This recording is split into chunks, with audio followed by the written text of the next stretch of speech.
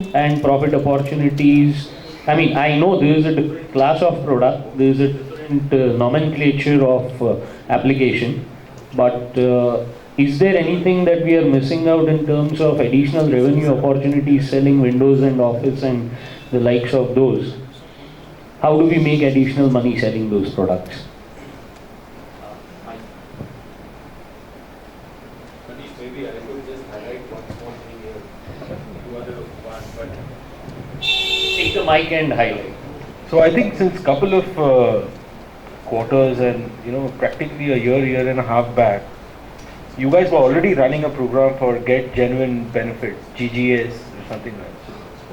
I think the money is it's already the program in place. So my sincere request would be that if you want to understand the system, please get into the system. All right, everything is here. There is every Kshitij, even a single Windows box or an Office box sold, what you wanted is actually getting incentivized already. It's just that you got to be in the system to know it. That's it. It's already there.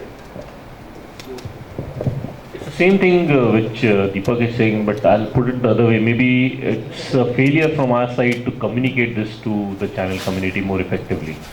So we need to do that better. Okay, so point taken. The first step towards it, maybe we'll start with the ASIRT members.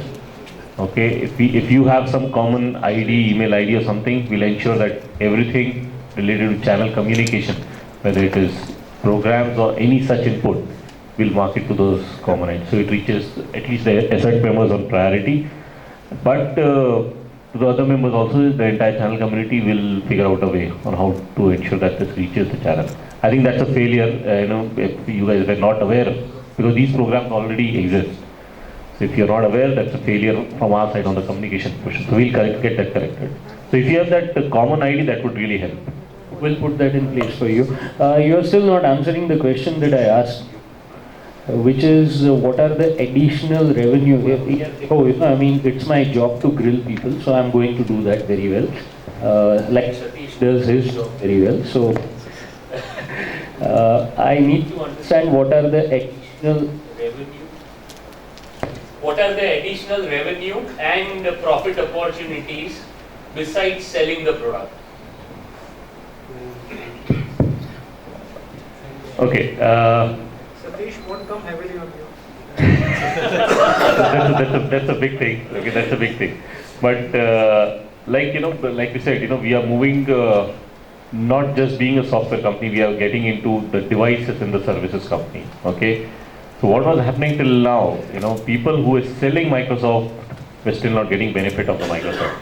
In the sense, if you are selling even preloaded boxes, it was like an HP का system based दिया या Lenovo based दिया, right? So it's HP, whatever HP gives is there, or whatever Lenovo gives is there by other vendors. So we are moving into that portion as well. Okay. So the term devices, what it means is any device which has a Microsoft software on it. Okay. The channel community gets benefit. Okay. And again, looking at the faces, I can see that people are not aware of the program, so it's a failure again on communicating. Otherwise, these programs are already on. If you're selling those specific devices, okay, it's not OEM, it's not full pack. Okay, it's the normal laptops or the desktops or tablets and mobile phones as well, which will get included. If you're selling those which are Windows based, you get incentivized on that as well. Who will get down the chain? There's a chain, say from distributor to dealer sends to us, say. So currently it's the distributor is getting something, and people who are directly associated with the distributor, buying from the distributor, currently these are the two levels which are getting. But that's the first step towards getting into the more simple, the devices selling, especially laptop, desktop portion, and tablets and mobile phones as well. So in terms of opportunity, this is one additional opportunity, and I'm sure there are a whole range of other Microsoft products. Paresh Bhai will be in a better position. I know him, Kanti Bhai, the kind of products that we have on the services side is definitely an opportunity. Once you get engaged with Microsoft, then obviously you are engaged with the entire range of products that we have.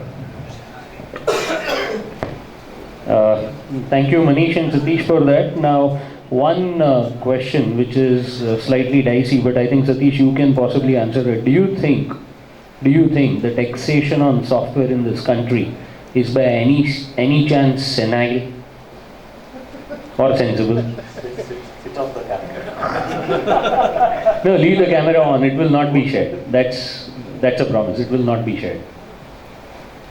No comments. You can't answer. Okay, switch off the camera for a few minutes. Please switch off the No, camera. it's okay. And they are going to come out in the choicest of languages, even though the lady is sitting in the front of the house. There is no yes or no response to this. Simple. So, sitting in this, probably that side I would have a different answer, and sitting here I have a different answer. So I'm just reserving my comments on this particular question. So as of today, I'm not competent to say yes or no to this question. That's all I can say. What do partners here think? Do we start with people on the stage? Jitin, what would be your say on this? See, we understand double taxation will add to the cost. But today you see everything is getting costlier. The inflation is going high, everything is going high. And I believe now it's 5 years, customer is taxed. I don't think that anybody today argues on taxation. So I think that we'll have to accept it and leave it with that. There is nothing wrong. You take any taxation, be it service tax, VAT, excise. I'm sure today customers accept it. It's 5 years, 2008 we have been paying double taxation. I know we have another association on software also where we have fought with government. We realized we had filed a case against the government in Chennai High Court. We won it, we lost it in terms of the wordings they have put. And then we realized, instead of fighting, start accepting it, and see today we pay 85 bucks for petrol also. Something is, let's not waste our time and energy onto this, rather let's move ahead. It's customer who's paying, fine, let them pay. We are also paying to somebody, right, for some or other thing. So let's accept and go ahead. What about the TDS? Because I don't think the margins are 10%. But I believe TDS we have already reached to a level where a multi-level deduction has been stopped. So today I think so nobody is deducting TDS on a software. At least I can tell you on a double taxation software the TDS is not getting deducted. Again that has been accepted by customers. So we have seen, of course still some people are deducting, but 70-80% people have accepted the notification and they don't deduct TDS anymore. So I think so that is at least some step has happened. Government has realized the value of cash flow. Okay. Viren, would you like to add something on this? So I guess taxation, I think Jitin has really summarized what he's saying. I mean, because, yeah, finally if the customer is willing to pay, doesn't You matter. shouldn't mind charging him. Simple as that. Fantastic. It's- What does the house have to say about... okay, what does the house have to say about the difficulty in selling software due to increased prices or taxation? Does anyone have a view on that? Okay, nahin, everyone is comfortable because everyone else is paying the same amount of money. Yes, Chetan, I think you had a question. I'd like to make a comment on this issue of even reimbursing for one Windows or one Office. I have been a board of member for Intel channel partner for the last 8 years. We've been telling Intel that most of us assemblers, we don't have a direct relationship with a distributor.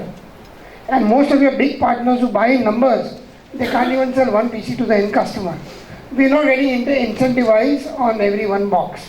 Just for the information, Intel has successfully managed to put a system in place where their sub-distributor reports out every sale out to the second tier or the third tier, and for every CPU, every server board, every desktop board, we get incentivized. And this has been running for the last 3.5, 4 years. And today we are happy that we are the guys who go to the end customers, we get incentivized. And they've successfully managed to do something that we've been asking for years. So for Microsoft, what we are asking is that we are the guys who go and sell Windows, we are the guys who go and install Windows or Office. Why can't we get some sort of a deployment fee? It is possible possibly to put a system in place because somebody else equally big has been able to crack this. Simply because the distributors don't want to deal with so many 1122 number sales, and there is local taxation and octroi.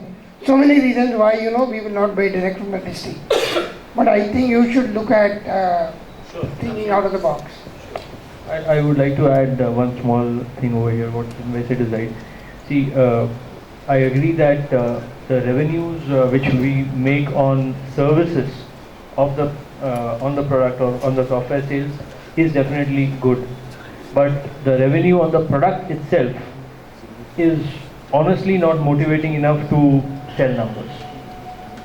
I think most of the partners would agree over here that the typical margin which we make on selling Microsoft software is probably less than 5%.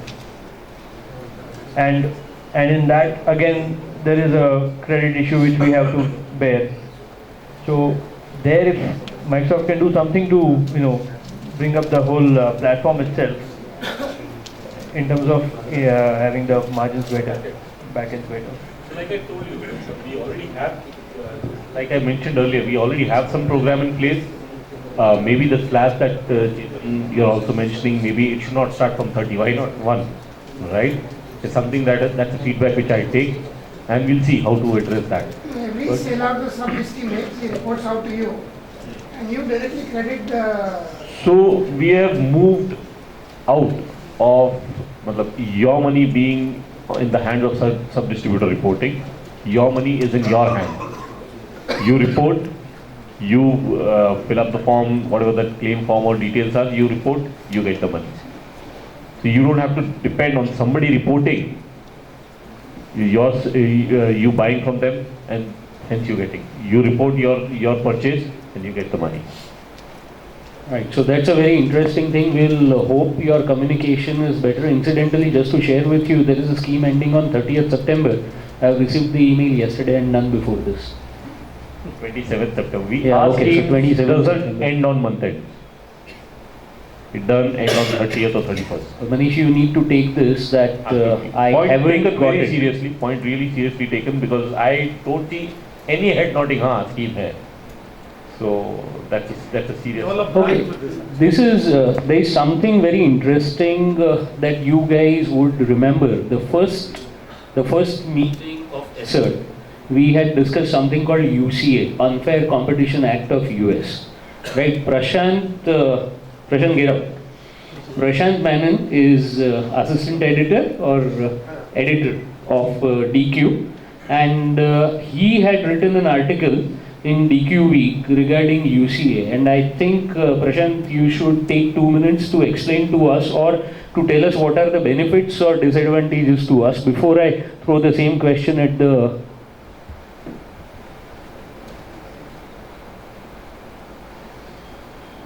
He's going in the morning. He had promised me that.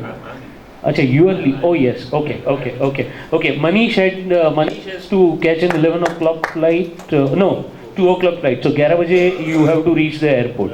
And he is flying to the US, going straight to Bill Gates and telling him that, every single.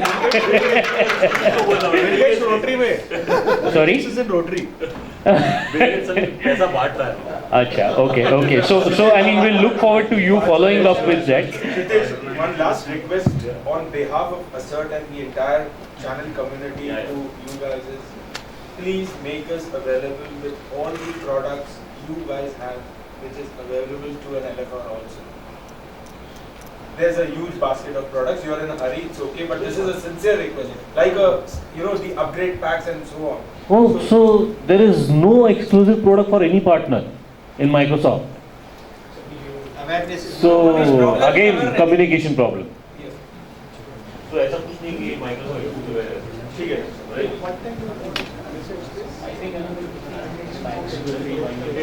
Thanks everyone. Guys, I know, we are well beyond our normal timing, but then I think, nobody has stood up for washroom also, which means very clear, except Sam. So, I think, we'll let the session go ahead for another 5 to 7 minutes, and then that's when we'll be done. Prashant, I would want you to explain a bit as to what UCA means for us. Oh yeah, of course. Please go ahead.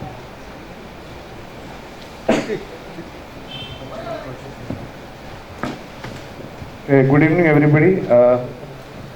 Today we had a very good, interesting session going on, and I would like to, like as he mentioned, There was something which has been going on out of India for some time now, and probably the legal guys over here, he could have a better understanding. But what I've been asked here is to talk about something called Unfair Competition Act. Okay, so a couple of years, around 2011, is when the first time this was started being discussed in the US markets, not market, but in the government scenario. By 2012, okay, the first state passed something called Unfair Competition Act on the lines wherein because the global scenario was getting the economic conditions we all know is getting slightly more stickier. The competition is getting so much stiffer that a lot of things were taken into consideration which earlier were ignored very clearly. So what happened is that under this act, which was already there for a couple of other products, was now extended to software usage and hardware usage. Okay, so by that, I'll just read out what was that. So basically, what this law states now is that it prevents usage of illegal or stolen IT, which includes both hardware and software, which in turn provides an unfair economic advantage in the marketplace. Okay, so by stating that, what happened is that this company, okay, I'll give you an example which was taken into consideration here, that in California there was this company which was dealing with an Indian and a Chinese textile manufacturer. And somebody raised an issue over there, went into case, and from there this verdict was passed out. What happened is when they went for an audit, when they came down to these two companies, they found out that the company were using illegal software at their system, in their systems. And the case, the issue, I'm not going into details, but the proceedings went into the direction wherein the court judge said that because they were using illegal software, it gave them undue monetary advantage over the local players, like a Mexico or probably even the local manufacturing. So what has happened is that this Indian company, which is based out of central India, got fined, and I think now they will be barred from doing trade in the US market. So at least after following that, another state also passed this, which is Massachusetts, which has legally now announced this act in place. And right now around 36 more states are in process. See, we rely, like a lot of Indian companies rely on US exports. There are a lot of services that we give, Indian companies give, there are a lot of